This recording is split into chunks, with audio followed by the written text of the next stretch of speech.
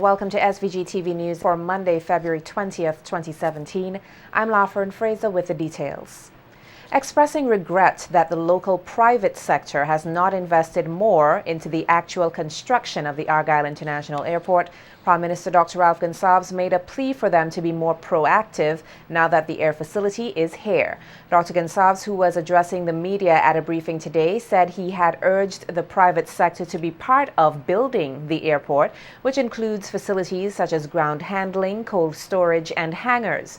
He noted that he was discouraged when the private sector became lethargic in their response to his investment requests. Private sector entities in the region, and also one which operates at a regional airport, which is an international entity. Are you interested? And everybody is interested. But again, foot dragging. And I had to say, well, we can't open an airport without we have ground handling equipment. And we bought top of the line ground handling equipment. All of that could have been done by the private sector. And there are persons who, private sector entities, no doubt are interested. But you can't just now be interested because we have invested millions in equipment. Therefore, those millions have to be repaid. So I just want to give an insight as to how we had come to where we are. The Minister of Airports said this country is now open for business big time and that his ruling Unity Labour Party administration has given the most concessions to the hotel and tourism sector. He said this is evident with the value-added tax or VAT on the yachting and marina industry decreasing from 15% to 11%. I want everybody in tourism to hear me. I want the workers to tell their managers. I want the owners to know this. I want the people in the Ministry of Tourism and Glenn in the Tourism Authority, everybody to hear the message, because they know the message, and I want to repeat it. We are open for business big time and to partner with the private sector. And we're going to be building more rooms. I'm hoping to get a report on Wednesday from Camilo about the committee which we set up and how far they have reached. I spoke to Brian Glasgow this morning about Bucama because I'm very anxious to see the reopening of Bucama under new management, and the matter is winding its way through the court system.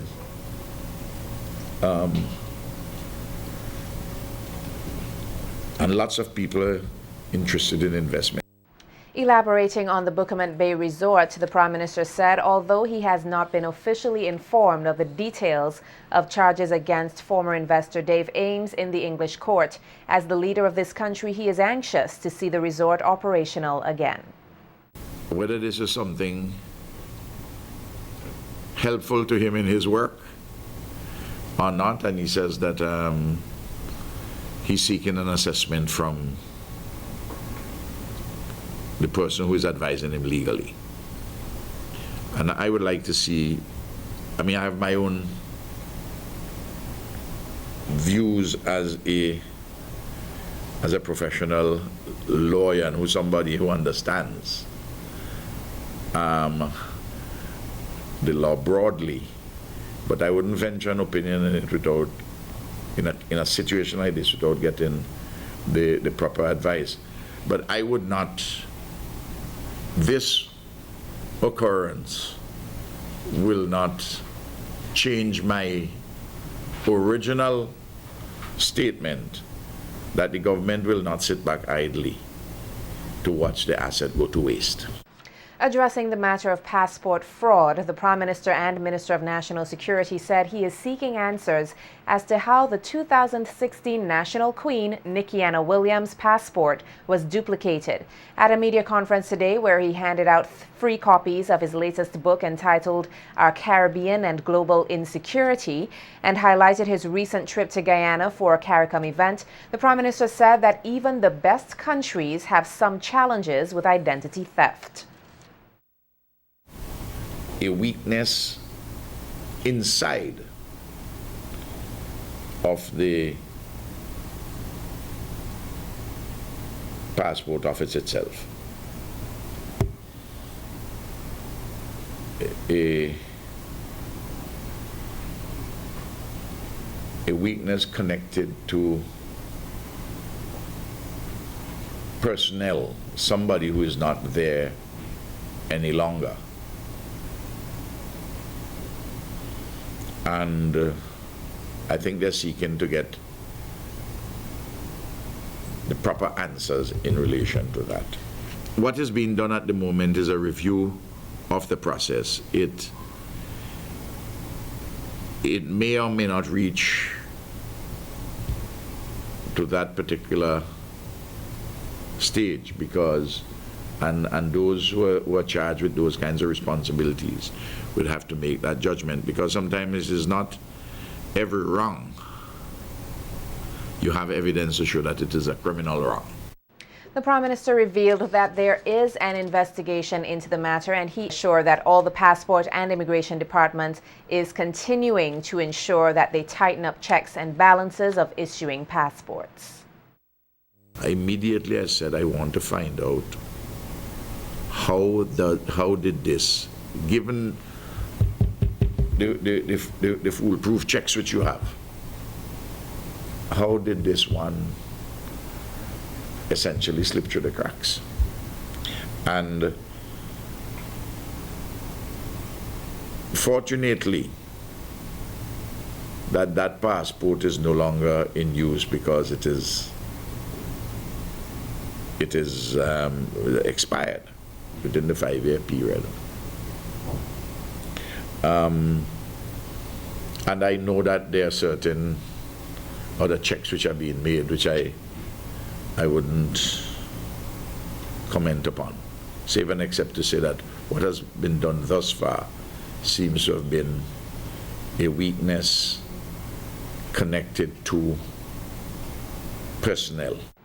Former opposition leader Arnim Eustace is of the view that more needs to be done to attract persons as stay-over visitors here. His comments came on radio today as he outlined the 2015 performance of stay-over visitors of some other regional countries, indicating that SVG remains at the bottom of the table. Eustace stressed that the full operation and success of the AIA is still far-fetched, and noted that the newly opened airport and SVG's economy on a whole can be boosted significantly with the increase of stay-over visitors.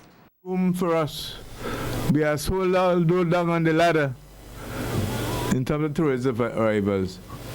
If you can attract airlines to come here, because you've done a lot with our facilities to encourage people to come, you've done a lot of advertising and promotion overseas, you will get more visitors, okay? And that will earn us more income, okay? And that's what I want to stress, you know. We have to be able to attract more people to come to the island as stay-over visitors. We normally come by air. Okay? But we're, apart from Dominique, who's at 56,000, we're at the bottom of the ladder. Some are over 200,000 in the OECS. I'm talking just OECS alone, you know. I'm not talking about larger countries in the region. But one of the points I keep making, and make it again today, is that you have to do something about your tourism product. He further maintained that there is a lot to be done to ensure that there is an increased number of persons using the airport. I know hoteliers would like to see maximum activity from the Tourism Authority to help them bring in more people and to do the advertising abroad. But we have to do that. It's not sufficient just to have the airport. It's how you're going to get people to come into St. Vincent. It will be easier to come because you have a one-way flight. But you have to attract them to come. They're not going to come by accident. They're not going to come by accident. Arnisvale is becoming a hub for entertainment, and the recently closed E.T. Joshua Airport can be used as another venue to facilitate the hosting of major events in that area. That's the view of social activist Cecil Ryan. Singing praises to the CDC for hosting a successful All-Stars event on Saturday as the first official event for the 40th anniversary celebration of Vincy Mass this year, Ryan stated that much good can be derived from the closure of the E.T. Joshua Airport, adding that doors of opportunity will become reality. He added that the use of the E.T. Joshua Airport as an entertainment facility can boost this country's entertainment sector, noting that the CDC has paved the platform of what can take place at Arnisvale. A very good compliment to Argyle. Yes, AIA. yes, It yes. seems to me it's a venue where you want to have big shows, big activities, in fact, not only shows, but also it may be possible. And we were talking about that last week to have like races there, for example. We talked about that last week, events that would bring tourists and bring people from abroad to this to be part of this. I could see Rihanna there soon. Actually. Of course. Bringing the Bajans, bringing the solutions, bringing all those people. I'm serious. And the ambience, the way CDC designed the inside, the ambience of it. We really have to give a lot of credit and credence to CDC. Yes. The new chairman seems to come out with a bang, actually. Yes. Yeah. And last night when you looked at him in the air, he was very attentive, Okay. paying close attention to everything. I was impressed by that. Because I look at these things. Yeah, well, rightfully so. I agree. He looks like a very impressive fellow. Yeah. And he came to New York and he met with us. And I am very impressed with his attitude. Okay. So what I saw there last night, I was not surprised. But at the same time, I was taken aback. Yes, I thought that yes. place transformed itself. You can be anything you want to be. That's the message delivered by Prime Minister Dr. Ralph Gonsalves at the Girl Guides headquarters on Saturday, where a special event was held to commemorate World Thinking Day. The activities on Saturday included a walk through Kingstown and was geared toward creating a spirit of unity and sisterhood among guiding organizations, as well as allow members to engage in modern guiding activities in a fun environment. Prime Minister Gonsalves encouraged the guides to aim for success, as the only one who can limit them is themselves. Some very good examples here to look up to. Mrs. Russell, Dame Monica Deacon, his guides, and of course, Mrs. Russell has been in business and community work, and Dame Monica has been involved in education. If she didn't teach me, I wouldn't be here where I am.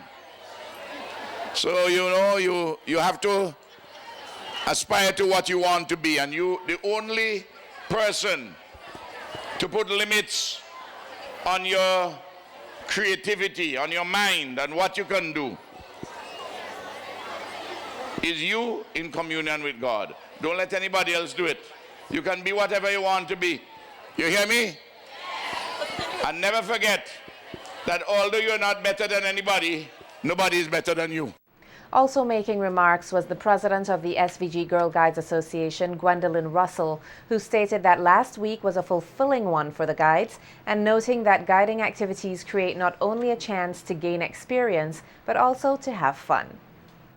Intrepid young leaders arranged for our members to take over the city for several hours today, and through their activities along the way, to encourage others to join and to show that guiding, although a great learning experience, is also great fun.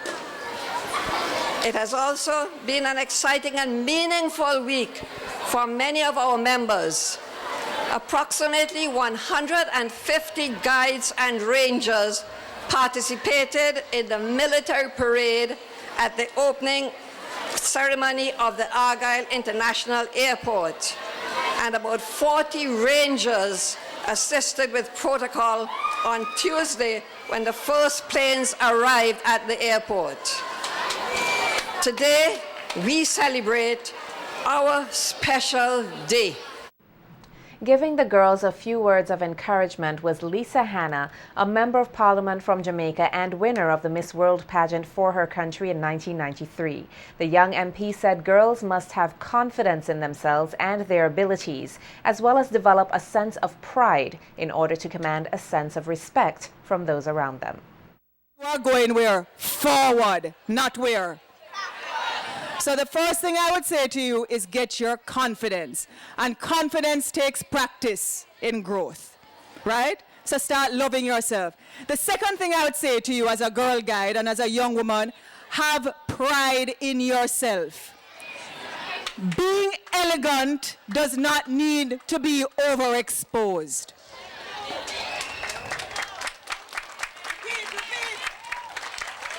Being an elegant woman does not mean that your breasts have to fall out or your bottom has to fall out. All of you as ladies must be just enough, meaning you carry yourself with confidence and pride so that you command respect. You don't have to demand respect.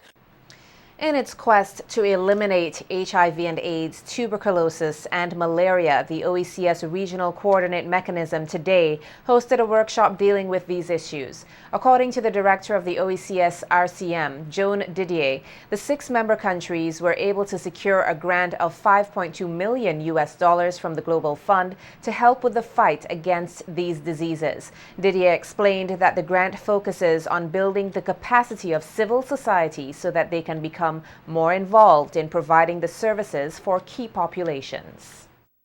So today what we are here to do is really to talk about your role as civil society in the oversight of the grant and in communicating to us and to your National AIDS Program Coordinator and to the general public at large what's going on with the grant, what you would like to see, etc.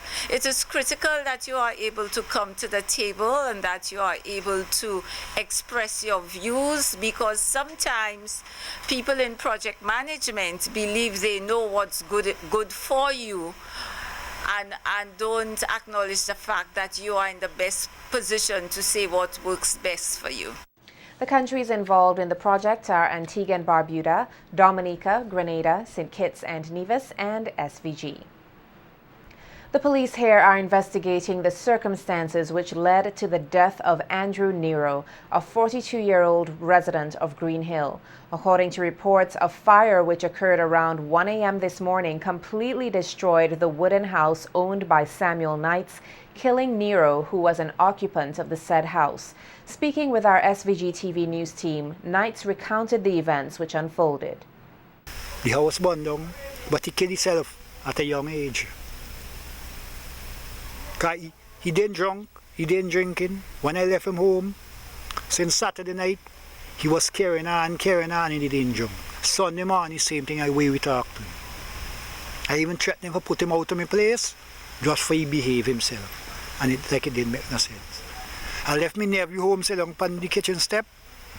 I said, Jones, look the key for the house too, and tap the cabinet. If Nero behave like they say, tonight, put him outside and lock me door, look the key on the cabinet. My nephew say he sit down there, and my nephew say go down the road, go play. That me know. And when he come back, the house lock up. So apparently, he lock the kitchen door, take the same key off the cabinet, lock up the door. My nephew say when he calling, here my nephew cook now, and eat. And my nephew say when he come back, looking for food now, when he look, Nero lock up the whole place. When he call Nero, then the house sit down and all he doing is busting a load of dirty water. And he can't get into the house. He say he left and he go home, next thing he hear is in fire. Knights described Nero as a helpful person and is still in shock over the events which led to his death and the destruction of his house. No, he wasn't a troublesome guy. He didn't used to trouble people, he didn't used to molest people. The most thing he used to do, well look, Friday morning, it a fella named Bademan live Gibson Corner. He say he going to trim Bademan yard. When I the home, Friday evening I say, boy, I go in town, go back a walk. When I go in town, he hustling coming with he weed eater. The same man with he news. See, he live just next door, bed man, and he see Nero they trim in the yard. And he say, when I go in down and meet him, I say, you done? He say, yeah man, I done. I go home and get something for eat. I feel tired. I say, well okay, go home and rest yourself and cook. Me and all this take place last night.